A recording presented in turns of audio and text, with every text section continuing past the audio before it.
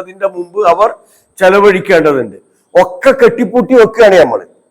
കെട്ടിപ്പൂട്ടി വെക്കുമ്പോ എന്താ, ഇതൊക്കെ എന്റെ കഴിവുകൊണ്ട് കിട്ടിയതാണ് എന്നാണ് നമ്മളുടെ ചിന്ത. പക്ഷെ അള്ളാഹ് പറയാണ്, ആകാശങ്ങളെയും ഭൂമിയെയും സൃഷ്ടിച്ചു തന്നത് അള്ളാണ്. മഴ വർഷിപ്പിച്ചു തരുന്നത് അള്ളാണ്. അതിലൂടെ കായ്ക്കനികൾ ഉൽപ്പാദിപ്പിച്ചു തരുന്നത് അള്ളാണ്. കപ്പലിനെ നിങ്ങൾക്ക് കീഴ്പ്പെടുത്തി തന്നത് അള്ളാണ്. അതുപോലെ തന്നെ അത് കടലിൽ സഞ്ചരിക്കുന്നത് അവന്റെ കൽപ്പന പ്രകാരമാണ്. നദികളെ നിങ്ങൾക്ക് കീഴ്പ്പെടുത്തി തന്നതും അള്ള തന്നെയാണ്. ഇനിയിപ്പോ ഈ അള്ള പറഞ്ഞാൽ എന്താ കേൾക്കാത്ര മടിയെന്ന്? നിങ്ങൾക്ക് കൊടുത്തൂടെ? മരണം വരുന്നതിന്റെ മുമ്പ് അവന്റെ മാർഗത്തിൽ, അള്ളാന്റെ മാർഗത്തിൽ ചെലവഴിച്ചൂടെ? എന്തിനാ അങ്ങനെ പിടിച്ചുകൊണ്ടിരിക്കണേ? ഇനി പോരാ, വൽ ഖമറ, സൂര്യനെയും ചന്ദ്രനെയും അവൻ നിങ്ങൾക്ക് കീഴ്പ്പെടുത്തി തന്നു. ദാഇബൈന, പതിവായിട്ട് അല്ലെ, പതിവായിട്ട്, അങ്ങനെ പതിവായിട്ട് സൂര്യൻ ഉദിക്കുന്നു, അസ്തമിക്കുന്നു, വീണ്ടും ഉദിക്കുന്നു, അസ്തമിക്കുന്നു, ചന്ദ്രൻ ഉദിക്കുന്നു, അസ്തമിക്കുന്നു. അത് ദായിബൈനി, പതിവായിട്ട്, യാതൊരു മുതൽ മുടക്കില്ലാതെ ഇത് നിങ്ങൾക്ക് നൽകാണ്. സൂര്യല്ലെങ്കിൽ പ്രപഞ്ചത്തിന്റെ അവസ്ഥ എന്താ? ഒന്നും ഉണ്ടാവില്ല. അപ്പൊ ചന്ദ്രൻ അത് മനുഷ്യന്റെ നിലനിൽപ്പിന് ആവശ്യമാണ്. അപ്പൊ ഇതൊക്കെ കീഴ്പ്പെടുത്തി തന്നവനാരാ? പോരാവ സഹറലക്കുമുൽ ലൈല വന്നഹാർ, രാവും പകലും നിങ്ങൾക്ക് കീഴ്പ്പെടുത്തി തന്നതും ആരാണ്? അള്ളാഹുവാണ്. ഇങ്ങോട്ടും തങ്ങൾ കൊടുക്കാത്തത്. ഇപ്പോൾ നമ്മൾ പിടിച്ചേക്കല്ലേ, ഇത് കൊടുത്താൽ തീരും വിചാരിച്ചിട്ട്. അപ്പൊ നിങ്ങൾ അള്ളാഹുവിന്റെ മാർഗത്തിൽ രഹസ്യമായിട്ടും പരസ്യമായിട്ടും ചെലവഴിക്കണം. എന്തേ കാരണം? ഇതൊക്കെ നൽകിയവൻ ആരാണ്? അള്ളാഹുവാണ് എന്ന്. ഇപ്പൊ ഒരു 10-11 കാര്യങ്ങൾ ഇവിടെ പറഞ്ഞു അല്ലെ. ആകാശം, ഭൂമി, മഴ, കായ്ക്കനികൾ ഉൽപ്പാദിപ്പിക്കുന്നത്, കപ്പല്, അതിന്റെ സഞ്ചരിക്കാൻ കടലിനെ കീഴ്പ്പെടുത്തിയത്, അതുപോലെ തന്നെ നദികളെ കീഴ്പ്പെടുത്തി തന്നത്, സൂര്യൻ, ചന്ദ്രൻ, രാവ്, പകല്, 11 കാര്യങ്ങൾ. ഇതൊക്കെ ചെയ്തു തരാൻ ആരാളുള്ളത്? വാത്താക്കും, അവൻ നിങ്ങൾക്ക് നൽകിയിട്ടുണ്ട്. മിൻ കുല്ലി മാ സഅൽതുമൂഹു, നിങ്ങൾ ചോദിച്ചത്, നിങ്ങൾ അവനോട് ചോദിച്ചത് മുഴുവൻ നിങ്ങൾക്ക് അവൻ നൽകിയിട്ടുണ്ട്. മിൻ കുല്ലിൻ, എല്ലാറ്റിൽ നിന്നും, സഅൽതും, നിങ്ങൾ ചോദിച്ചുഹു, അവനോട്, നിങ്ങൾ അവനോട് ചോദിച്ചത് മുഴുവൻ അവൻ നിങ്ങൾക്ക് നൽകിയിട്ടുണ്ട്. എന്താ നൽകാൻ ബാക്കിയുള്ളത്? വൈൻ തഉദ്ദു, നിങ്ങൾ എണ്ണിക്കണക്കാക്കുകയാണെങ്കിൽ, നിഅമത്തല്ലാഹി, അള്ളാഹുവിന്റെ അനുഗ്രഹങ്ങളെ എണ്ണിക്കണക്കാക്കിയാൽ, ലാ തുഹ്സൂഹാ, അതിനെ എണ്ണി തിട്ടപ്പെടുത്താൻ നിങ്ങൾക്ക് സാധ്യമല്ല. അതിനെ എണ്ണി തിട്ടപ്പെടുത്താൻ നിങ്ങൾക്ക് സാധ്യമല്ല എന്ന് വച്ചാൽ, അതിനു മാത്രം അനുഗ്രഹങ്ങൾ ആര് നൽകിയിട്ടുണ്ട്? അള്ളാഹ് നൽകിയിട്ടുണ്ട്. എന്നിട്ടും എന്താ കൂട്ടരെ കൊടുക്കാത്ര മടിയും അല്ലെ? നമ്മളൊന്നും ഇങ്ങനെ പിടിച്ചേക്കൂല്ലേ? കൊടുക്കണോ? 100 കൊടുക്കുമ്പോ 100 കൊടുക്കണോ? നമ്മളെ മനസ്സ് നമ്മളോട് ഇങ്ങനെ ചോദിക്കും, 50 കൊടുത്താൽ പോരെ അല്ലേ? 50 തന്നെ കൊടുക്കണോ? ഒരു 20 കൊടുത്താൽ പോരെ? നമ്മളെ മനസ്സതാ ചോദിക്കുക. അല്ല, 100 പോരെ, ഒരു 500 തന്നെ കൊടുക്കണം. അങ്ങനെ പറയലും വളരെ അപൂർവമായിരിക്കും. 100 എന്താ ചോദിക്കാത്തത്? എന്താ ചോദിക്കാത്തത്?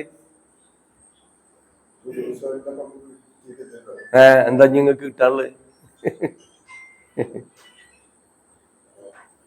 നിങ്ങൾ എന്തൊക്കെ അവനോട് ചോദിച്ചിട്ടുണ്ടോ അവൻ നൽകിയിട്ടുണ്ട്. ജനനം മുതൽ ഇങ്ങോട്ട് കണക്കൂട്ടിക്കോളി. ജനനം മുതൽ ഇങ്ങോട്ട് ഇങ്ങനെ കണക്കൂട്ടി ഇങ്ങോട്ട് പോന്നാല് എന്തൊക്കെയാണോ ചോദിച്ചതോ ഒക്കെ കിട്ടിയിട്ടുണ്ട്. നിങ്ങൾ എന്താണോ റബ്ബിനോട് ചോദിച്ചത് അതൊക്കെ തന്നിട്ടുണ്ട്. അപ്പൊ ആദം അലൈഹിസ്സലാം മുതൽ മനുഷ്യന് ആവശ്യമുള്ളതൊക്കെ അള്ളാഹ് എന്ത് ചെയ്തിട്ടുണ്ട്? ഇവിടെ സംവിധാനിച്ച് സൃഷ്ടിച്ച് റെഡിയാക്കി വെച്ചിട്ടുണ്ട്. നമ്മൾ ജനിക്കുന്നതിന്റെ മുമ്പ് തന്നിട്ടുണ്ട് നമുക്ക് ആവശ്യമുള്ളതൊക്കെ. നീ ചോദിച്ചതെന്താ കിട്ടാത്തത്? ചോദിച്ചതെന്താ കിട്ടാത്തത്? അത് ചോദിച്ച സമയത്ത് തന്നിട്ടില്ലെങ്കിൽ ഏറ്റവും ഹൈറായ സമയത്ത് എന്ത് ചെയ്തിട്ടുണ്ടോ? തന്നിട്ടുണ്ടോ? അത് ചിലപ്പോ നമ്മൾ അറിഞ്ഞിട്ടുണ്ടാവില്ല. അപ്പൊ ചിലര് ബോധമുള്ളവര് ചിന്തിക്കും അന്ന് കിട്ടാത്തത് നന്നായി, ഇപ്പം കിട്ടിയത് അതൊരു കാര്യത്തിലായി എന്ന് തോന്നും. അപ്പൊ അതാ മനുഷ്യന്.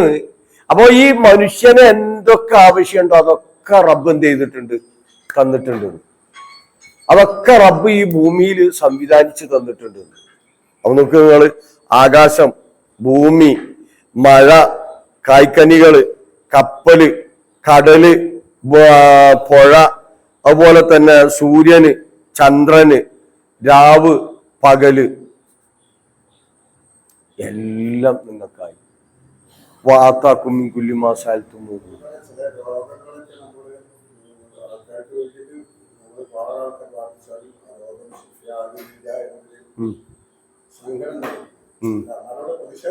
അതെ, ഒരു സങ്കടം.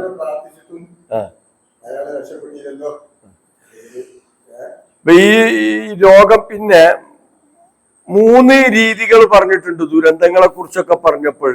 പിന്നെ സൂറത്തു ബക്കറയിലെ 177 ആയത്തെടുത്ത് നോക്കിയാല് ഈ വിശ്വാസി ആരാണ് പുണ്യം ചെയ്യുന്നവന് എന്താണ് പുണ്യം എന്ന് പറഞ്ഞെടുത്ത് അവിടെ ചില കാര്യങ്ങൾ വിശദീകരിച്ചിട്ടുണ്ട്. അതില് അവസാനത്തിൽ പറഞ്ഞ 177 ആയത്തിന്റെ അവസാനത്തിൽ പറഞ്ഞ വസ്വാബിരീന ഫിൽ ബഅ്സായി വല്ലറായി വഹീനൽ ബഅ്സ് 3 കാര്യങ്ങൾ പറഞ്ഞിട്ടുണ്ട്. ബഅ്സാ എന്ന് പറഞ്ഞാൽ ഈ യുദ്ധം പോലുള്ള കാര്യങ്ങൾക്കാണ് ബഅ്സാ എന്ന് പറയാം. ലറായി എന്ന് പറഞ്ഞാൽ പിന്നെ ഈ ജീവിതത്തിൽ വരുന്ന പിന്നെ രോഗം, അതുപോലുള്ള കാര്യങ്ങൾ. അതുപോലെ തന്നെ ഈനൽ ബഅ്സ് തന്നെ പ്രകൃതിയിൽ നിന്നുണ്ടാകുന്ന ദുരന്തങ്ങൾ, കാറ്റ്, മഴ, അതുപോലുള്ള ഭൂകമ്പങ്ങളൊക്കെ. അപ്പൊ ഈ 3 കെടുതിയാണ് മനുഷ്യന് ഉണ്ടാവാനുള്ളത്. ഈ 3 കെടുതികളുടെ ഘട്ടത്തിലും അവൻ എന്ത് ചെയ്യണം? ക്ഷമ കൈക്കൊള്ളണം എന്നാണ് പറഞ്ഞിട്ടുള്ളത്. അതാണ് പുണ്യം. അപ്പൊ ആ ക്ഷമയോടുകൂടി റബ്ബിനോട് പ്രാർത്ഥിക്കുമ്പോൾ അവിടെ ഓന്റെ രോഗം ശിഫയായിട്ടില്ലെങ്കിൽ പോലും ആ രോഗത്തിന് വേറെ തലത്തിൽ അള്ളാഹ് അവൻ എന്ത് ചെയ്യുന്നുണ്ടാവും? പ്രതിഫലം നൽകുന്നുണ്ടാവും. എങ്ങനെ? ഒരു മുള്ളു കുത്തിയാൽ അതിൽ ക്ഷമ കൈക്കൊണ്ടാൽ അവൻ എന്തുണ്ട്? പ്രതിഫലം ഉണ്ട് എന്ന് അള്ളാഹിന്റെ റസൂൽ പഠിപ്പിച്ചു. അവന്റെ പാപങ്ങൾ എന്ത് ചെയ്തു? പൊറുക്കപ്പെട്ടു. അപ്പൊ നമ്മള് ഇങ്ങനെ നോക്കിയിട്ട് പറയും, പാവട്ടെ എത്ര ആൾക്കാർ പ്രാർത്ഥിച്ചു, എല്ലാ ജുമഅക്കും പ്രാർത്ഥിക്കുന്നുണ്ട്, ഇങ്ങോട്ട് ആ രോഗം മാറുന്നില്ല കേട്ടോ, വല്ലാത്തൊരു പരീക്ഷണം കേട്ടോ എന്ന് നമ്മളിങ്ങനെ പറയുന്നുണ്ടാവും. പക്ഷെ ആ രോഗി അതിൽ ക്ഷമ കൈക്കൊണ്ട് അതിൽ സഹിച്ച് ജീവിക്കുമ്പോൾ ചിലപ്പോൾ അയാളെ മരണത്തോടു കൂടി ഗ്രീൻ ചാനലിനോടുകൂടി എന്ത് ചെയ്യും? ഈ കൊട്ടപ്പുറ പിന്നെ ഈ വളവിൽ നമ്മളൊന്നാട് കുടുങ്ങി, വണ്ടിയേറ്റ് ഇങ്ങനെയാണ് വരുമ്പോൾ വളവിൽ കുടുങ്ങി, നമ്മളാണ്ട് എടുക്കാൻ നോക്കിയപ്പോഴത്തേനും മറ്റോ കയറി, വീണ്ടും എടുക്കാൻ നോക്കിയപ്പോഴത്തേനും മറ്റോ പുറത്തുനിന്ന് വന്ന് അവിടെ കുടുങ്ങിയ എന്തേക്കാര അവസ്ഥ? അത് എടുക്കാൻ കഴിയണില്ല വണ്ടി. അല്ലെങ്കിലോ പിന്നെ ട്രാഫിക് ജംഗ്ഷനിൽ കുടുങ്ങി, നമ്മൾ എത്തിയപ്പോഴത്തേനും എന്ത് ചെയ്തു? മഞ്ഞ എത്തി, പിന്നെ ചോപ്പായി, പോകാൻ കഴിയണില്ല അല്ലേ? അപ്പൊ നമ്മൾ പണ്ടാറെടുക്കാൻ മുമ്പിലുള്ളവരെ പറയും ആ സ്പീഡിൽ പോകാത്തോണ്ടാണ് എന്ന് പറയും. അല്ല, അപ്പൊ അവിടെ കുടുങ്ങിയാലുള്ള ഒരു അവസ്ഥ ആലോചിച്ച് കേട്ടോ. പക്ഷെ ആ കുടുക്കൊന്നുമില്ലാതെ നേരെ അവിടെ പോയി കിട്ടുകയാണെങ്കിൽ എന്നും ഇവിടെ ബ്ലോക്കാണ്, ഇന്നെന്തെങ്കിലും അൽഹംദുലില്ലാ കഴിച്ചിലായല്ലോ അല്ലെ? ആ ഒരു ആശ്വാസം എത്രയാണ്? ഇന്ന് ഒരു പിന്നെ ജംഗ്ഷനിലും കുടുങ്ങിയിട്ടില്ല, ഒരു ട്രാഫിക്കിലും കുടുങ്ങിയില്ല, നേരെ അവിടെ പോയി, നേരെ ഗ്രീൻ ചാനലിലൂടെ അവിടെ പോകുക എന്ന് പറഞ്ഞാൽ സ്വർഗത്തിൽ കണ്ടെത്തുക തന്നെ അതിലും വലിയ നേട്ടം എന്താണ്? അപ്പൊ നമ്മളുടെ ചെറിയ ബുദ്ധിയിൽ മനസ്സിലാക്കുന്നിടത്തല്ല ഈ രോഗത്തെക്കുറിച്ച് നമ്മൾ മനസ്സിലാക്കേണ്ടത്. അപ്പൊ ആ രോഗം ചിലപ്പോൾ അതിലൂടെ അയാളുടെ പോരായ്മകൾ പടച്ചവൻ പരിഹരിച്ച് അയാളെ സ്വർഗാവകാശിയാക്കാൻ അള്ളാഹ് എന്ത് ചെയ്തിട്ടുണ്ടാവും? തീരുമാനിച്ചിട്ടുണ്ടാവും. പക്ഷെ നമ്മൾ പുറത്ത് ബേജാറാവും, എത്ര പ്രാർത്ഥിക്കുന്നുണ്ട്, ഇങ്ങോട്ടും അത് ശിഫയാവുന്നില്ലല്ലോ, മാറുന്നില്ലല്ലോ എന്നിങ്ങനെ. എങ്ങനെ? ആ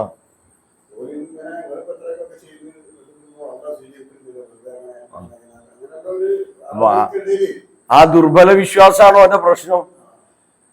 ഒരാള് ദൃഢവിശ്വാസിയായിരിക്കണം. കാരണം അതിൽ ആദ്യം മനസ്സിലാക്കേണ്ടത് ഇഹലോകല്ല ആത്യന്തികമായിട്ട് എന്റെ ലക്ഷ്യം. ആത്യന്തികമായി എന്റെ ലക്ഷ്യം ഇഹലോകമല്ല, മറിച്ച് ആത്യന്തികമായി ലക്ഷ്യം മരണാനന്തരം ഉള്ള ശാശ്വതമായ ജീവിതത്തിൽ സ്വർഗം നേടിയെടുക്കലാണ്. അതിന് തടസ്സമായിട്ട് എന്തെങ്കിലും ഇവിടെ ഉണ്ടെങ്കിലാണ് എന്ത് ചെയ്യേണ്ടത്?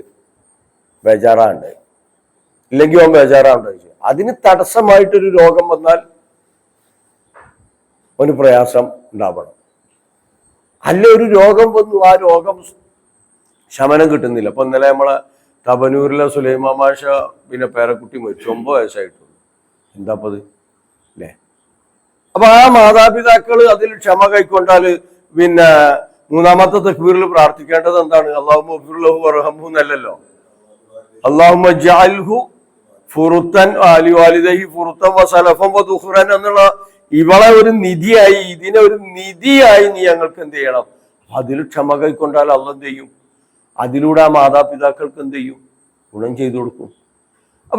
അപ്പൊ എല്ലാറ്റിനെയും പോസിറ്റീവായി കാണാൻ എന്ത് ചെയ്യണം? സാധിക്കണം. പോസിറ്റീവായി കാണണം എന്നാണ് അള്ളാഹ് എന്ത് ചെയ്യുന്നത്? പഠിപ്പിക്കുന്നത്. പ്രാർത്ഥനകളൊക്കെ കൊടുത്തു നോക്കി. ഇപ്പൊ ഇന്നലെ എന്നല്ല മരിച്ച 4 കുട്ടികൾ, 20 വയസ്സായ കുട്ടികൾ ഇടിമിന്നലേറ്റിട്ട് മരിച്ചു. 3 ആൾക്ക് ഗുരുതരായിട്ട് പരിക്കേറ്റു അല്ലെ. അപ്പം ആ പ്രാർത്ഥന, ഈ മിന്നൽ ഉണ്ടാവുമ്പോ, ഇടി ഉണ്ടാവുമ്പോഴുള്ള പ്രാർത്ഥന എന്താ? അല്ലാഹുമ്മ ലാ തഖ്തുൽനാ ബിഗളബിക വലാ തുഹ്ലിക്നാ ബിഅദാബിക വആഫിന ഖബ്ല ദാലിക. അല്ലാഹുമ്മ ലാ തഖ്തുൽനാ ബിഗളബിക വലാ തുഹ്ലിക്നാ ബിഅദാബിക വആഫിന ഖബ്ല ദാലിക.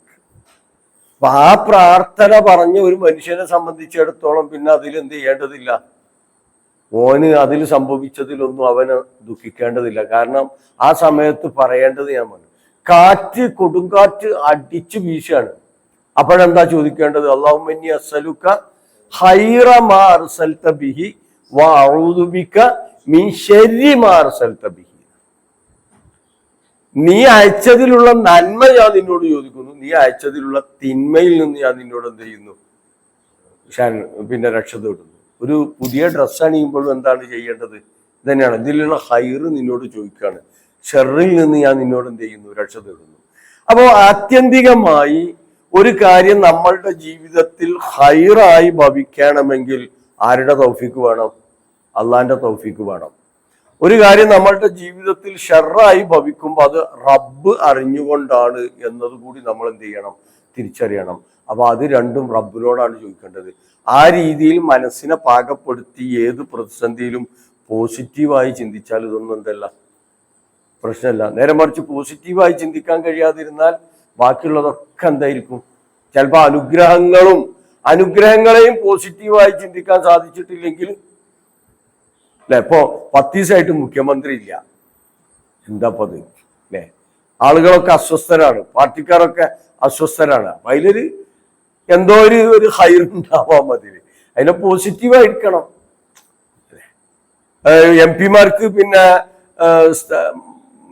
മത്സരിക്കാൻ അവസരം കൊടുക്കരുതെന്ന് എല്ലാവരും കൂടി തീരുമാനമെടുത്ത് അവസാനം സുധാകരൻ പോയിക്കാണ്ട് പിന്നെ അവിടെ ഡൽഹിയിൽ കെട്ടിക്കടന്നു, എനിക്ക് വേണമെന്ന് അറിഞ്ഞു. അവസാനം മൂപ്പര തെരൂലെന്ന് അറിഞ്ഞു പറഞ്ഞയച്ചിട്ട് ഇപ്പൊ ഒരാൾ വന്ന് കണ്ട് പറയും എനിക്ക് വേണമെന്ന് അറിഞ്ഞാല് അത് ആ ഒരു പാർട്ടിയുടെ തീരുമാനത്തെ തന്നെ എന്ത് ചെയ്യലാണ്? ഹൈജാക്ക് ചെയ്യലാണല്ലോ.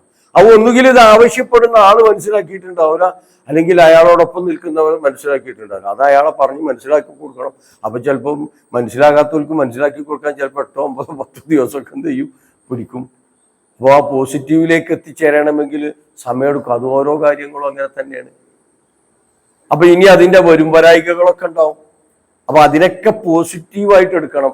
പോസിറ്റീവായി എടുക്കുമ്പോൾ അവിടെ സത്യസന്ധമായ നിലപാടായിരിക്കണം. അള്ളാന്റെ കൽപ്പനക്ക് വിരുദ്ധമായിട്ട് എന്ത് ചെയ്യാൻ പാടില്ല? നീങ്ങാൻ പാടില്ല. ആരോഗ്യമുള്ള സമയത്താണെങ്കിലും രോഗമുള്ള സമയത്താണെങ്കിലും.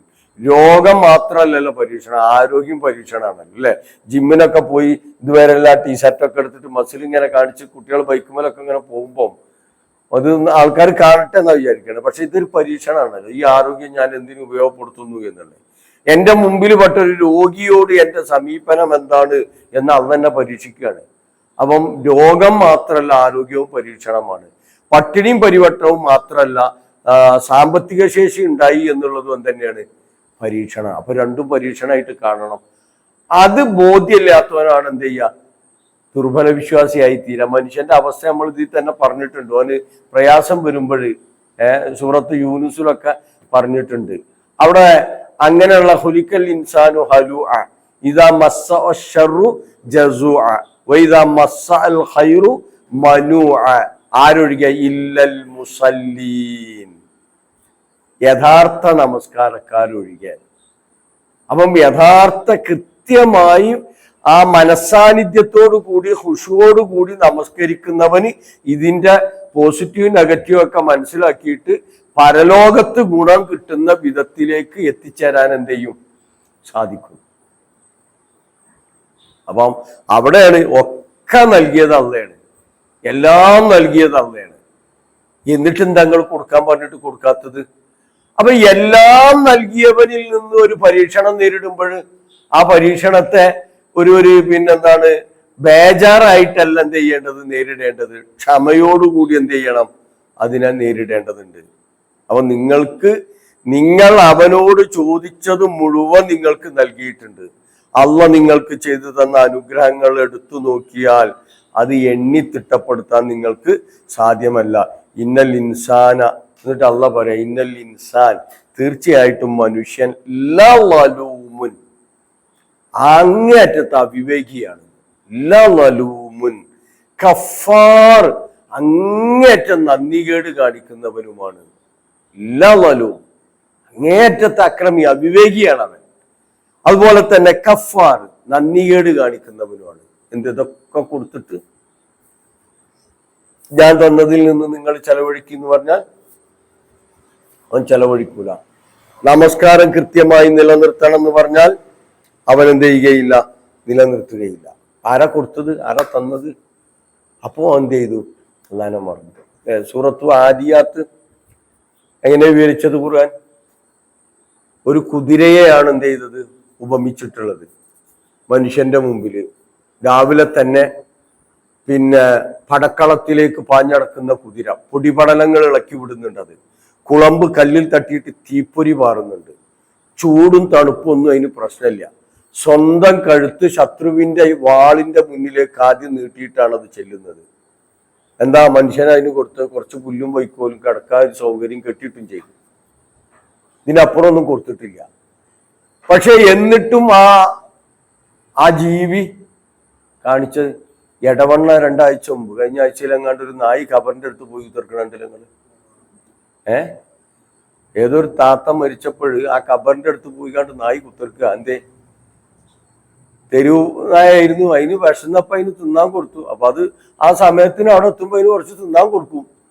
പക്ഷെ ആ തിന്നാൻ കൊടുക്കുന്ന ആ മനുഷ്യൻ അത് മരണപ്പെട്ടപ്പോൾ നായങ്ങനെ നിരീക്ഷിക്കുമ്പോ എല്ലാവരും കൂടി കൊണ്ടുപോയിട്ട് എന്ത് ചെയ്യുന്നു, അവിടെ മറമാടിയതാണ് കണ്ടത്. ഇതിന്റെ ബാക്കിയുള്ളതൊന്നും ആർക്കറിയില്ല. പക്ഷെ ആ നായ അവിടെ പോയി കുത്തിർക്കാണ്. എത്രമാത്രം നന്ദിയാണത്. മക്കളൊക്കെ പോന്നിട്ട് നായ അവിടെ കുത്തിർക്കണ അവസ്ഥ ആലോചിച്ച് നോക്ക്. അപ്പൊ ഖുർആൻ കുതിരയെ ഉപമിച്ചു. ഇതിപ്പോ നമ്മളെ മുമ്പിൽ കാണിച്ചൊരു അള്ള തെളിവ്. പക്ഷെ ആ 4 കാലി കാണിച്ച നന്ദി മനുഷ്യന്മാരൊന്ന് കാണിക്കുന്നുണ്ടോ? മനുഷ്യന്മാരോട് കാണിക്കണില്ല. മനുഷ്യന്മാർ പടച്ചവനോടും എന്ത് ചെയ്യുന്നില്ല, കാണിക്കുന്നില്ല. ഇല്ലവലും അവൻ അങ്ങേറ്റത്തെ അവിവേകിയാണ്. അപ്പൊ കുതിരയെ വർണ്ണിച്ചിട്ട് മനുഷ്യന് അള്ള പറഞ്ഞു, ഇന്നൽ ഇൻസാനലി റബ്ബിഹി ലകനൂദ്, തീർച്ചയായിട്ടും മനുഷ്യൻ തന്റെ റബ്ബിനോട് നന്ദികേട് കാണിക്കുന്നവനാണ്. എന്നിട്ട് ഖുർആൻ എടുത്തു പറഞ്ഞു, ഇന്നഹു ഷഹീദ്, അവൻ തന്നെയാണ് അതിന് സാക്ഷി. എത്രമാത്രമോ റബ്ബിനോട് നന്ദികേട് കാണിക്കാൻ കാരണം മറ്റൊന്നുമല്ല, വഇന്നഹു ലിഹുബ്ബിൽ ഖൈരി ലശദീദ്, ധനത്തോട് അങ്ങേറ്റം ആർത്തിയുള്ളവനാണ് അവൻ. ധനത്തോട് അങ്ങേറ്റം അത്യാർത്തിയുള്ളവനാണ്. ലിഹുബ്ബിൽ ഖൈരി ലശദീദ്. എന്നിട്ട് അവിടെ അള്ളാഹുവിന്റെ ഒരു ചോദ്യമുണ്ട്. എന്താ ചോദിച്ചത്? അഫലാ യഅലമു ഇദാ ബുഇഥിറ മാ ഫിൽ ഖുബൂർ വഹുസ്സില മാ ഫിസ് സുദൂർ. ഖബറിലുള്ളതൊക്കെ ഇളക്കി മറിക്കപ്പെട്ടാൽ, മനസ്സിലുള്ളതൊക്കെ പുറത്തു കൊണ്ടുവരപ്പെട്ടാൽ ഒന്നൊന്ന് ആലോചിക്കേണ്ടത്. ഇങ്ങനത്തെ ഒരു ദിവസം വരാണ്ടെന്നുള്ള ബോധവനില്ലേ? അപ്പൊ ആ ദിവസത്തിൽ രക്ഷപ്പെടാൻ വേണ്ടിയിട്ട് റബ്ബിനോട് എന്ത് ചെയ്യണം? നന്ദി കാണിച്ച് ജീവിക്കണം. കാരണം ഇത് മുഴുവൻ എന്താണോ നിങ്ങൾ അവനോട് ചോദിച്ചത് ഒക്കെ തന്നിട്ടുണ്ട്. എന്താണോ ചോദിച്ചത് മുഴുവൻ നൽകിയിട്ടുണ്ട്. ഈ ഭൂമി നോക്ക്, വൽ അർള വളഅഹാലിൽ അനാം, നമുക്ക് വേണ്ടിയാണ് ഈ ഭൂമി എന്ത് ചെയ്തിട്ടുള്ളത്, സംവിധാനിച്ചിട്ടുള്ളത്. ഭൂമി അല്ലാത്ത വേറെ ഏരിയയിൽ പോയി താമസിക്കാൻ പറ്റുമോ? താമസിക്കാൻ പറ്റൂല എന്നാ ഇതുവരെയുള്ള ശാസ്ത്രത്തിന്റെ കണ്ടെത്തൽ. താമസിക്കാൻ പറ്റൂ.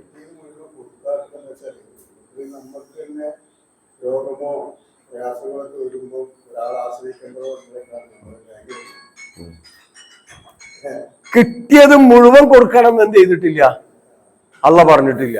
അതിലെ 1/3 മൂന്നിലൊന്നാണ് ഏറി വന്നാൽ എന്ത് ചെയ്യേണ്ടത്? അതെ, കൊടുക്കുന്നുണ്ട്.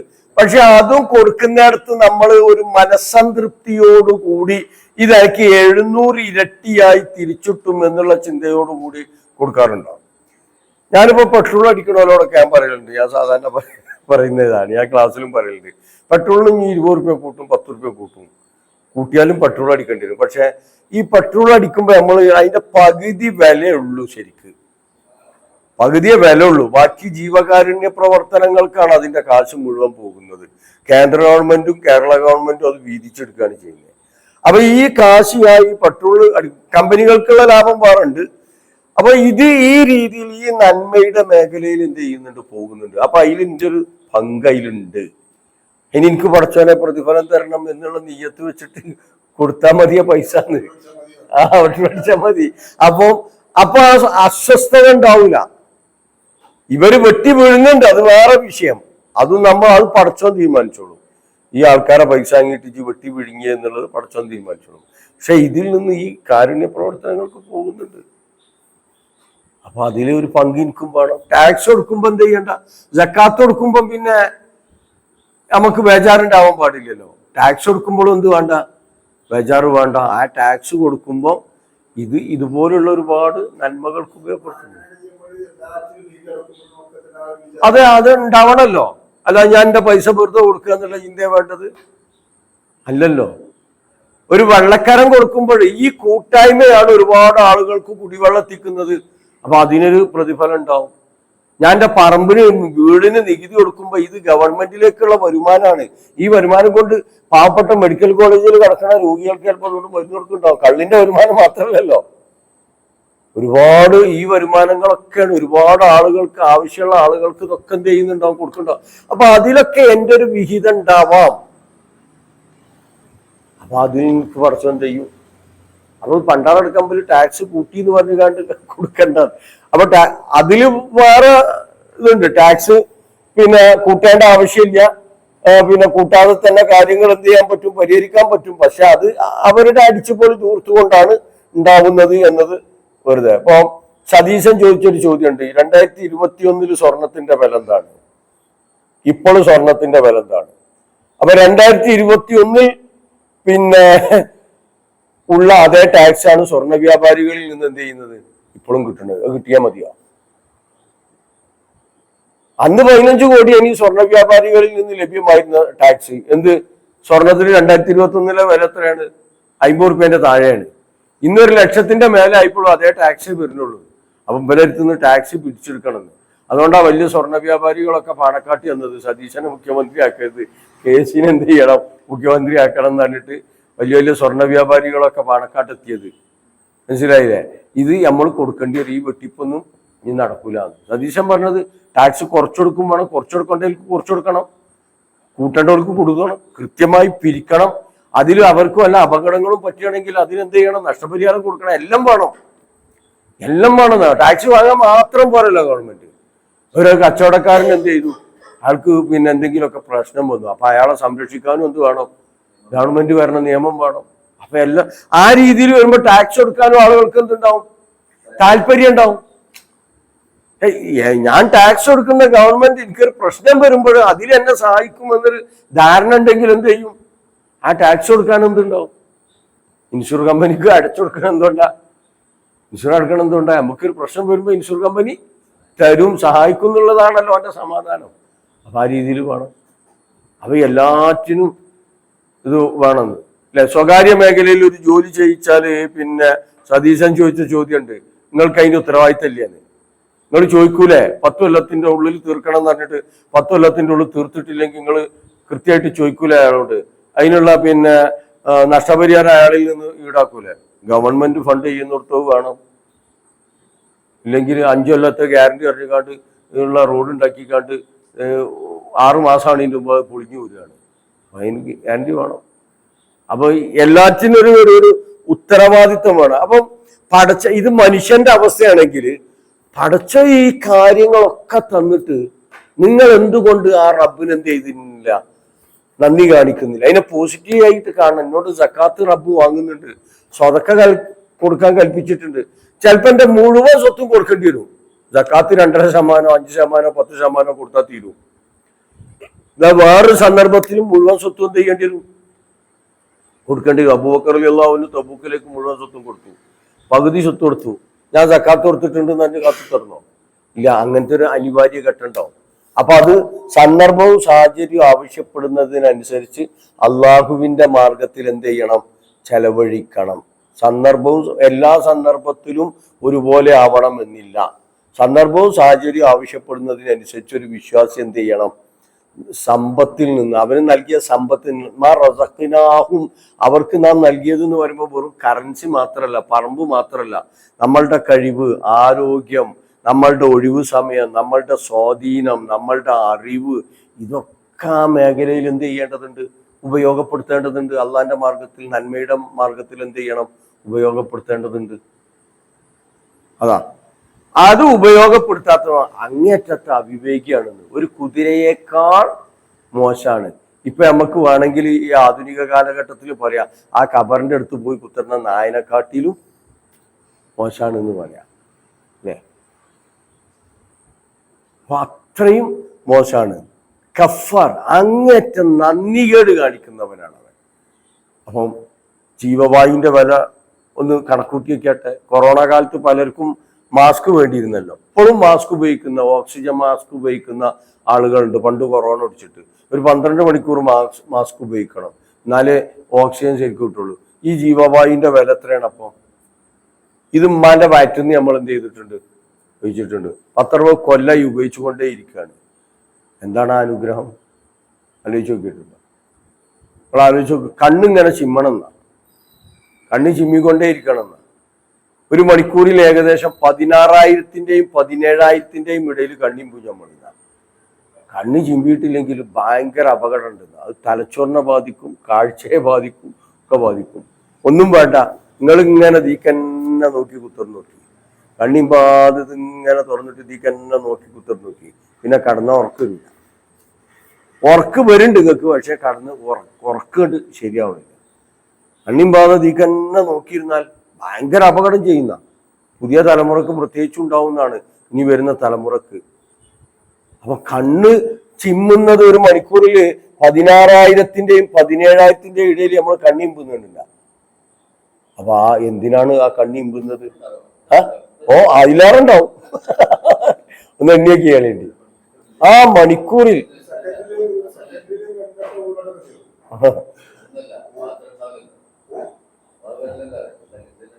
മനുഷ്യൻ കണ്ണിമ്പാതെ ഇങ്ങനെ തുറിച്ചു നോക്കിക്കഴിഞ്ഞാൽ അവന്റെ തലച്ചോറ് വരെ കേടുവരുന്ന.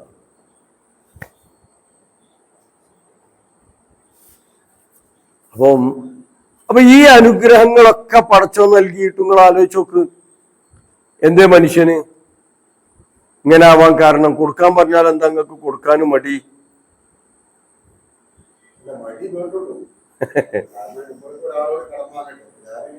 അല്ല, ഇതിന് കടം വാങ്ങി കൊടുക്കണം എന്നൊന്നും, കടം വാങ്ങി കല്യാണം കഴിച്ച ആൾക്കാർക്ക് മടിയില്ലല്ലോ.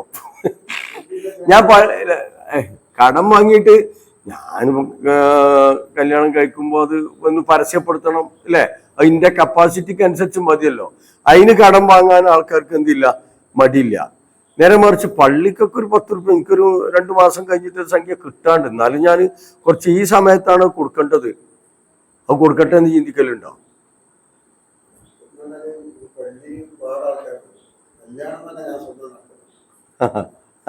അങ്ങനെയൊക്കെയാണ് എന്ത് ചെയ്യാറുള്ളത്? ആളുകള് പറയാറുള്ളത്, ചിന്തിക്കാറുള്ളത്, അല്ലേ?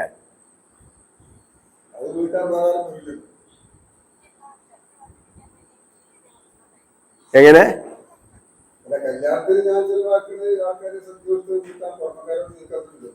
അല്ല, അതിനും വാങ്ങും മനുഷ്യന്മാര് കടന്നേ.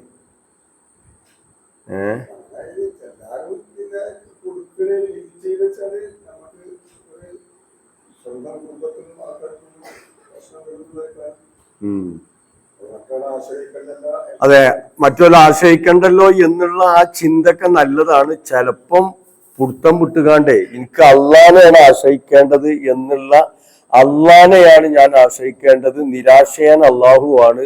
അപ്പൊ ആ അള്ള പറഞ്ഞ മാർഗത്തിൽ ഞാൻ ചെലവഴിച്ചിട്ടില്ലെങ്കിൽ അഥവാ എന്റെ ബാധ്യത ഞാൻ നിർവഹിച്ചിട്ടില്ലെങ്കിൽ ആ റബ്ബ് എനിക്ക് പണി തരും എന്നുള്ള കൃത്യമായ ബോധം ഉണ്ടായാൽ മതി.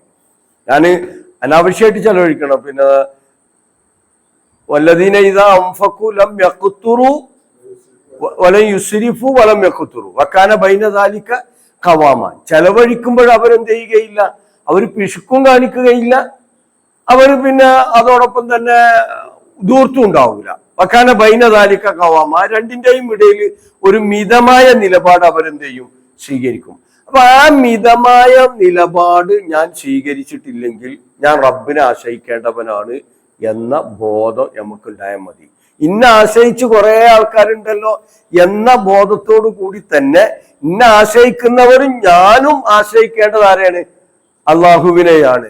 അപ്പൊ ആ റബ്ബ് എനിക്ക് എന്ത് ചെയ്യും, നൽകും എന്ന് പറഞ്ഞിട്ടുണ്ട്.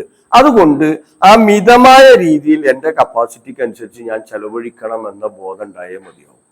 ഇല്ലെങ്കിൽ വലൂമും കഫാറും ആയിത്തീരും. ഓന് അവിവേകിയാണ് വലൂമ്. അക്രമി, അവിവേകി. അക്രമം എന്ന് പറഞ്ഞാൽ ഒരു സാധനത്തെ വെക്കാൻ പാടില്ലാത്തയിടത്ത് വെക്കുക എന്നുള്ളതാണ്. അതാണ് ശരിക്കും ദുൽമ്. അപ്പൊ സമ്പത്ത് അത് ചെലവഴിക്കേണ്ട രീതിയിൽ ചെലവഴിക്കാതെ അത് വെക്കാൻ പാടില്ലാത്തയിടത്ത് എന്ത് ചെയ്യുക, വെക്കുക. അത് ദുൽമാണ്. അപ്പൊ ചിലത് എന്ത് ചെയ്യേണ്ടി വരും, വേറുള്ളവരുടെ രക്ഷയ്ക്ക് വേണ്ടിയിട്ട് നമ്മൾ എന്ത് ചെയ്യേണ്ടി വരും, കൊടുക്കേണ്ടി വരും. അത് പടച്ചവൻ വേറൊരു രീതിയിൽ നമുക്ക് എന്ത് ചെയ്യും, തിരിച്ചു തരും. ഇല്ലെങ്കിൽ പരലോകത്ത് അത് 700 ഇരട്ടിയായിട്ട് നൽകും. അപ്പം ഈ ഇത്രയും ആയത്തുകൾ തമ്മിൽ 31-ാമത്തെ ആയത്തിൽ പറഞ്ഞിട്ട് അള്ള ഓരോന്നും എടുത്തു പറയാണ്. ഇന്നത് ഞാൻ തന്നില്ല, ഇന്നത് ഞാൻ തന്നില്ല, അങ്ങനെ 11ഓളം കാര്യങ്ങൾ. എന്നിട്ട് അവസാനിപ്പിക്കുന്നത് എന്താണോ നിങ്ങൾ ചോദിച്ചതൊക്കെ ഞാൻ തന്നിട്ടുണ്ട്, ഞാൻ തരാത്തതായിട്ടൊന്നുമില്ല. നിങ്ങൾ അള്ളഹാനോട് ചോദിച്ച മുഴുവൻ അള്ള നിങ്ങൾക്ക് തന്നിട്ടുണ്ട് എന്നാണ്. ആരോഗ്യം തന്നിട്ടുണ്ട്, കഴിവ് നൽകിയിട്ടുണ്ട്, ബുദ്ധി നൽകിയിട്ടുണ്ട്, സ്വാധീനം നൽകിയിട്ടുണ്ട്, എല്ലാം നൽകിയിട്ടുണ്ട്. അതൊക്കെ അവനവന്റെ കപ്പാസിറ്റിക്ക് അനുസരിച്ച് എന്ത് ചെയ്തിട്ടുണ്ട്, നൽകിയിട്ടുണ്ട്. ഇപ്പൊ നമ്മൾ വിചാരിക്കും ഒരാളാണ് ജന്മന. ഇപ്പൊ സ്റ്റീഫൻ ഹോക്കിൻസ് ഇല്ലേ, ലോകാരിയപ്പെട്ട ശാസ്ത്രജ്ഞനാണ്. അദ്ദേഹം ഞാൻ 2 മണിക്കൂർ അല്ലെങ്കിൽ 2 ദിവസം ജീവിക്കുള്ളൂ എന്നൊക്കെയാണ് ആര് പറഞ്ഞിരുന്നത്, ശാസ്ത്രലോകം. അന്നത്തെ വൈദ്യശാസ്ത്രം പറഞ്ഞിരുന്നത് സ്റ്റീഫൻ ഹോക്കിൻസിനെ കുറിച്ച് അങ്ങനെ കുറച്ച് ദിവസം ജീവിക്കുള്ളൂ. പക്ഷെ അയാൾ 19 വയസ്സ് വരെ എന്ത് ചെയ്തു, ജീവിച്ചു. ലോകത്തിൽ ഏറ്റവും വലിയ കണ്ടുപിടുത്തങ്ങൾ നടത്തി. അദ്ദേഹം കുടുംബജീവിതം നയിച്ചു, മക്കളുണ്ടായി. ഇതൊക്കെ സംഭവിച്ചേ. അപ്പൊ നമ്മൾ ചിന്തിക്കുന്നിടത്തോ പറയുന്നിടത്തോ ഒന്നുമല്ല, ഒരാൾക്ക് പ്രതിസന്ധികളെ, പ്രയാസങ്ങളെ തരണം ചെയ്യാനുള്ള അയാളുടെ കപ്പാസിറ്റി കൂടി അയാളുടെ വിഭവങ്ങൾ ഉപയോഗപ്പെടുത്തുന്നിടത്ത് അയാൾക്ക് എന്ത് ചെയ്യും, ഉപകരിക്കും. അയാളുടെ കപ്പാസിറ്റി വേണം. അത് പടച്ചവന്റെ നിർദ്ദേശങ്ങൾക്കനുസരിച്ച് എന്ത് ചെയ്യണം, അതിനൊക്കെ ചെലവഴിക്കാൻ സാധിക്കേണ്ടതുണ്ട്, വിനിയോഗിക്കാൻ കഴിയേണ്ടതുണ്ട്. ഇനി ഇബ്രാഹിം അലൈഹി സ്വലാമയുടെ ചരിത്രം കുറച്ച് പറയാണ്. അപ്പൊ ഇത് ഖാല ഇബ്രാഹിം അലൈഹി സ്വലാം പ്രാർത്ഥിച്ച സന്ദർഭം, റബ്ബി എന്റെ രക്ഷിതാവേ, ഇജ്അൽ ഹാദൽ ബലദ ആമിന, ഈ നാടിനെ നീ നിർഭയത്വമുള്ള നാടാക്കി മാറ്റണമേ. അപ്പൊ ഇന്നും അവിടെ നിർഭയത്വം നിലനിൽക്കുന്നുണ്ട്. ഈ പ്രാർത്ഥനയുടെ ഫലമാണ്.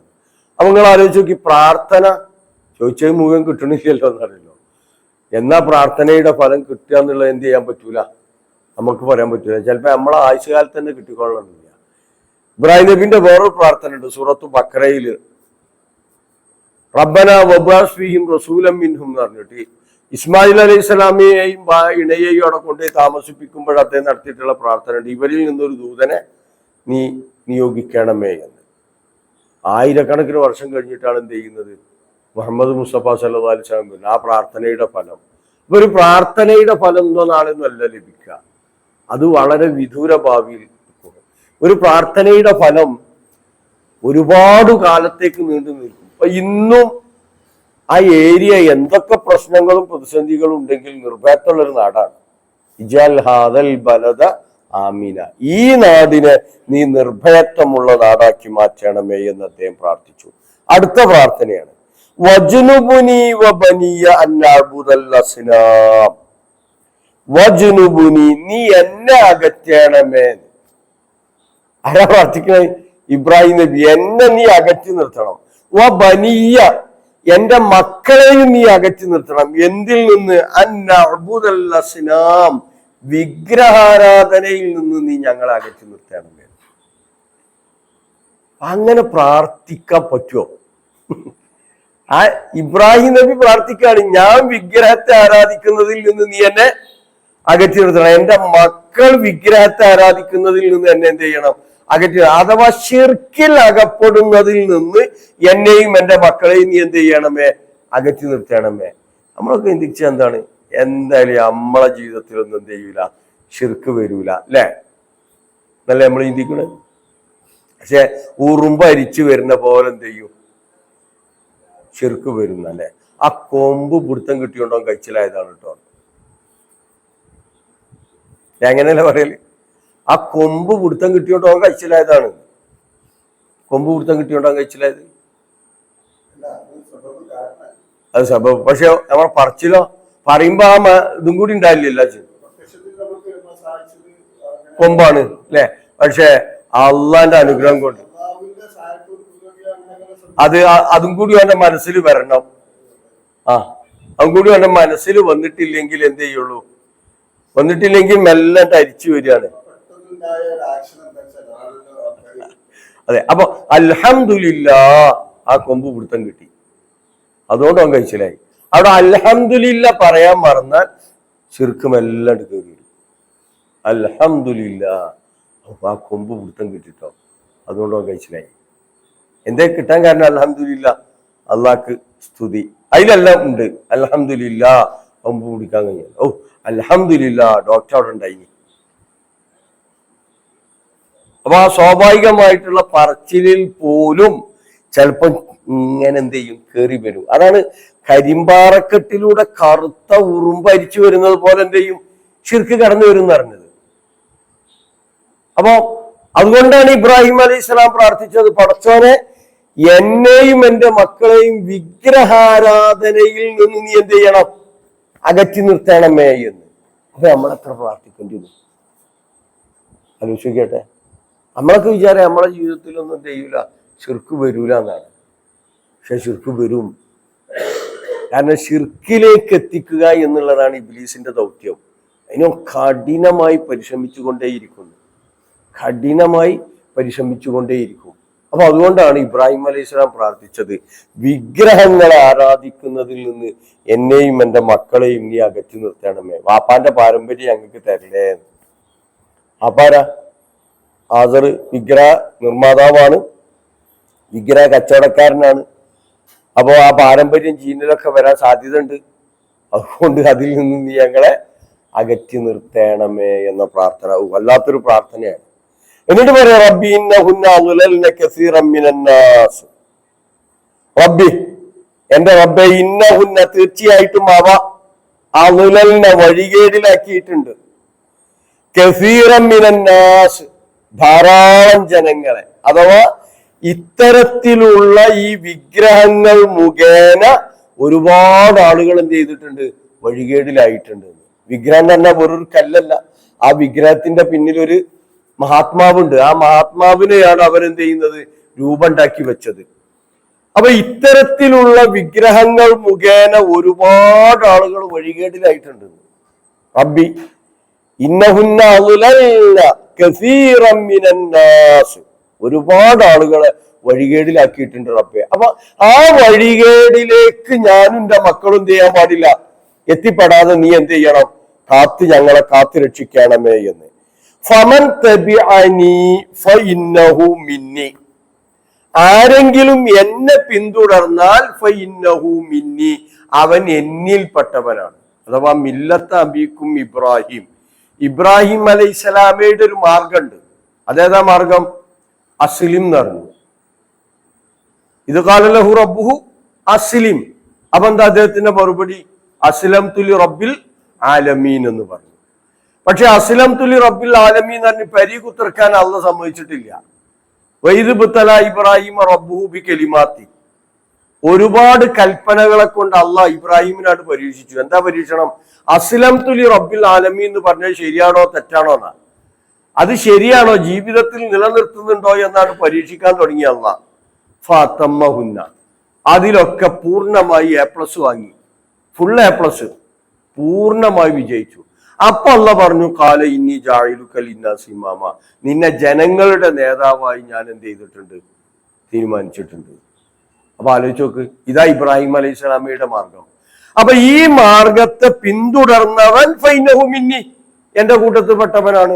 ആ മാർഗത്തെ പിന്തുടരാത്തവനോ വിഡ്ഢിയാണ് എന്നാ ഖുർആൻ പറഞ്ഞു. വമൻ യർഗബു അൻ മില്ലത്തി ഇബ്രാഹിമ ഇല്ലാ മൻ സഫിഹ നഫ്സഹു, ഇബ്രാഹിം മില്ലത്ത് പിന്തുടരാത്തവൻ വിഡ്ഢിയാണ് എന്ന്.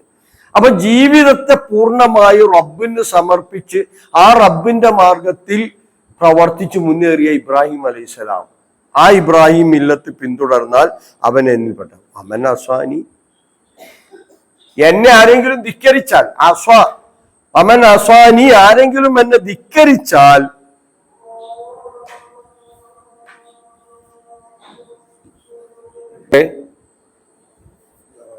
അവ എന്നെ പിന്തുടരുന്നവൻ എന്നിൽപ്പെട്ടവനാണ്. പക്ഷെ അടുത്ത പ്രയോഗം നോക്കി, വമൻ അസാനി, എന്നെ ആരെങ്കിലും ധിക്കരിച്ചാൽ, പിന്നെ പറയേണ്ടത് എന്താണ്, ഫൈനൗ ലൈസ മിന്നി എന്നാ പറയണ്ടേ അല്ലെ, അവൻ എന്നിൽ പെട്ടവനല്ല. പക്ഷെ അവിടെ ഇബ്രാഹിം അലൈഹി സ്വലാം പറഞ്ഞ എന്താ, ഫൈന്നക ഗഫൂറുർ റഹീം, നീ പുറത്തു കൊടുക്കുന്നവനും കരുണ കാണിക്കുന്നവനുമാണല്ലോ റബ്ബേ.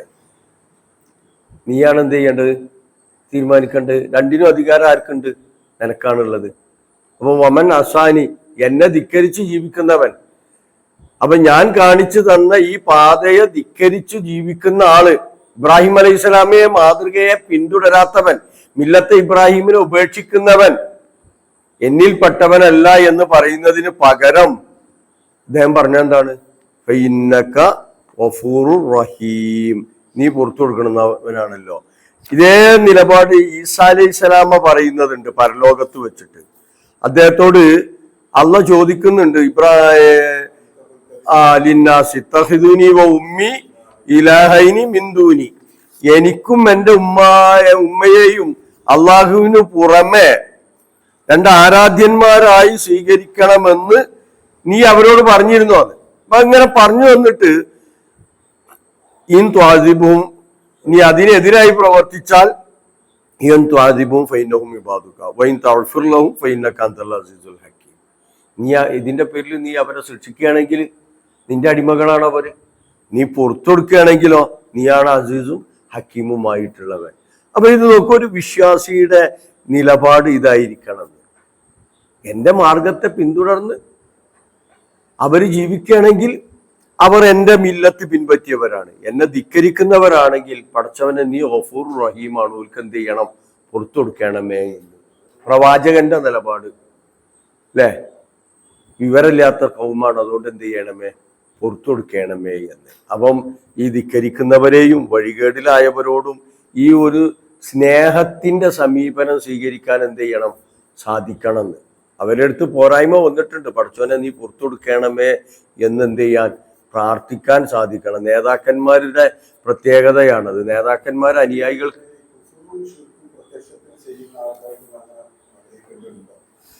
കുഫറും ശിർക്കും പ്രത്യക്ഷത്തിൽ ചെയ്യുന്ന ആൾക്ക് അവരുടെ പാപം പുറത്തു കൊടുക്കാൻ വേണ്ടി പ്രാർത്ഥിക്കരുത് എന്ന് ഖുർആൻ ഇബ്രാഹിം അലൈഹി സ്വലാമയുടെ ചരിത്രം പറഞ്ഞിട്ട് തന്നെ പറഞ്ഞിട്ടുണ്ട്. സൂറത്തു തൗബയിലെ 113-ാമത്തെ ആയത്തിൽ വ്യക്തമായ മുഷിരിക്കാണ് എന്നുണ്ടെങ്കിൽ അയാളുടെ പാപം പുറത്തു കൊടുക്കാൻ വേണ്ടി എന്ത് ചെയ്യരുത്, പ്രാർത്ഥിക്കരുത് എന്ന്. മറിച്ച് അയാൾക്ക് രോഗശമനത്തിന് വേണ്ടി പ്രാർത്ഥിക്കാം, ആൾക്ക് ഹിദായത്ത് കിട്ടാൻ വേണ്ടിയിട്ട് പ്രാർത്ഥിക്കാം, അങ്ങനെയുള്ളതൊക്കെ പ്രാർത്ഥിക്കാം. പക്ഷെ പാപം പുറത്തു കൊടുക്കാൻ വേണ്ടിയിട്ട് എന്ത് ചെയ്യരുത്, പ്രാർത്ഥിക്കരുത് എന്നാ പറഞ്ഞിട്ടുള്ളത്.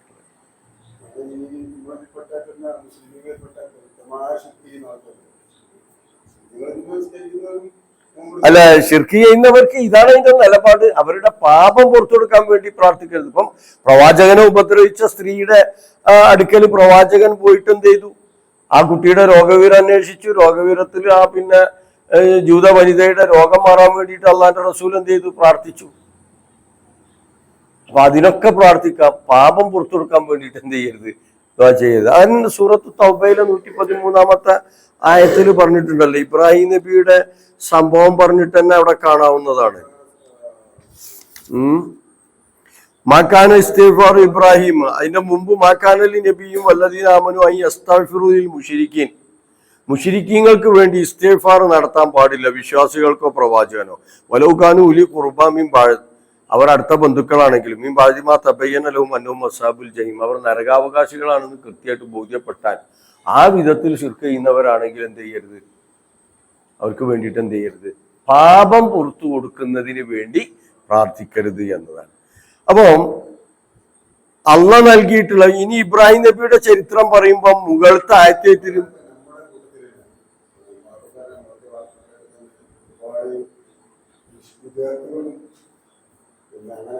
ഈ ഷിർക്കും ബവ്വാണ്ട്, ഷിർക്കും അക്ബർ ഉണ്ട്.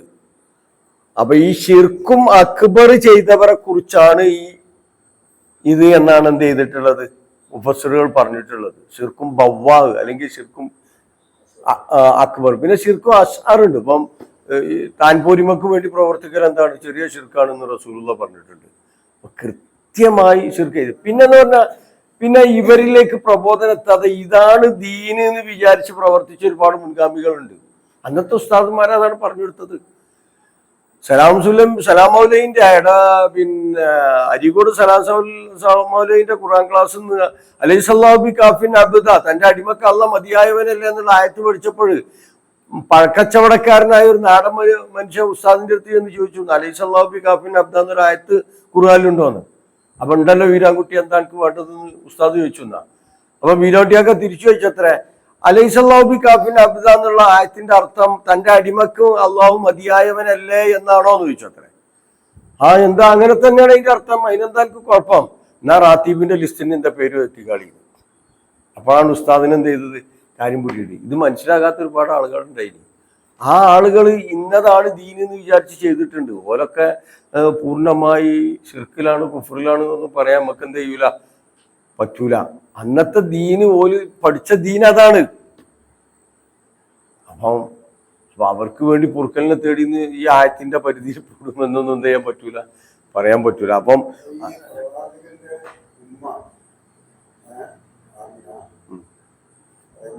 നബി പ്രാർത്ഥിക്കാൻ വേണ്ടി പിന്നെ ആവശ്യപ്പെട്ടു എന്നാ. അപ്പൊ പ്രാർത്ഥിക്കാൻ വേണ്ടി ആവശ്യപ്പെട്ടപ്പോ നബിക്ക് അള്ളാഹ് എന്ത് ചെയ്തില്ല, അനുമതി കൊടുത്തില്ല എന്നാണ് പറഞ്ഞിട്ടുള്ളത്. എന്നിട്ട് നബി വളരെ ദുഃഖത്തോടു കൂടി എന്ത് ചെയ്തു, പിന്മാറി. അപ്പൊ സ്വന്തം അമ്മക്ക് വേണ്ടി പ്രാർത്ഥിക്കാൻ നബിക്ക് അവസരം കൊടുത്തിട്ടില്ല അള്ളാഹ് എന്നുള്ളതാണ് മനസ്സിലാവുന്നത്.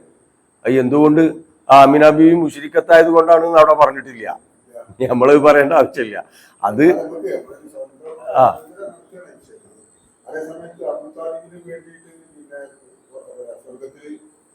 നരകത്തിന് ഏറ്റവും ചെറിയ ശിക്ഷ അബൂ താലിബ്.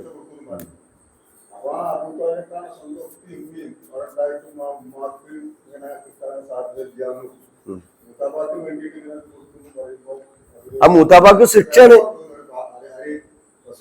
മൂത്താപ്പാക്ക് ശിക്ഷയാണ്, പ്രതിഫലല്ല.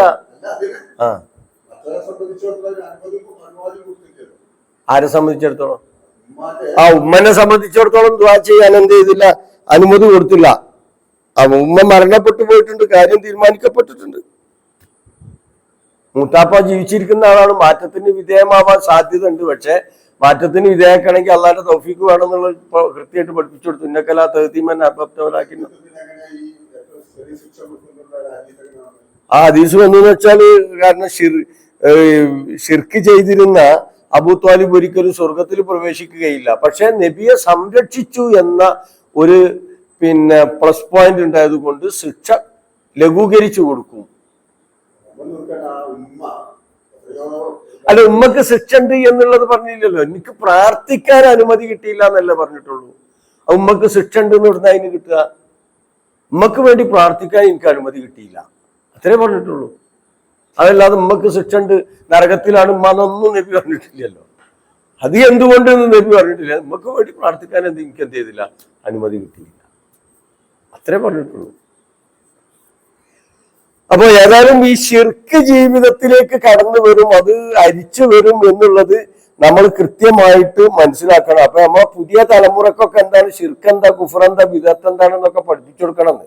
ലുഖ്മാൻ അലൈഹി സ്വലാം മക്കളെ ഉപദേശിച്ചപ്പോൾ ആദ്യത്തെ ഉപദേശം എന്താ, ലാ തുശ്രിക് ബില്ലാഹ് ഇന്ന ശിർക ലദുൽമുൻ അദീം, യാ ബുനയ്യ ലാ തുശ്രിക് ബില്ലാഹ്. പക്ഷെ നമ്മളെ കുട്ടിയൊക്കെ അറിയാം എന്താ ശിർക്ക്, എന്താ കുഫർ, എന്താ ബിദഅത്ത്,